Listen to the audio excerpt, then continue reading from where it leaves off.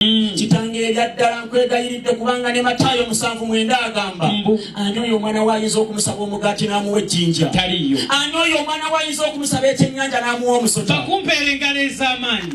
Kitange omulungi nzikiriza nkutegeeze otyo taata ebyaddala nkwegayiridde leeta senga ow'ensonga taata oyo akombensiro ku mugongo kyambi wabirye taata oyo ateekateeka bawala awezesa emyaka 18 kayobya Kitange omulungi yangamba bwe ndima nga njogera ebigambo byange bino nga ntandika okubuulira otyo taata alibeerako wala namayumba mu kasenge yagamba bwe ndiba ntandise nyamazi nituuse wakati taata alisembera nadde emakinga emadirisa zooni koona yangamba ndiba ntandise okumalirizayo ensonga ajja kuba atuuse namiryango otyo yangamba bwe ndimaliza n'oteekamu sitampu nti ajje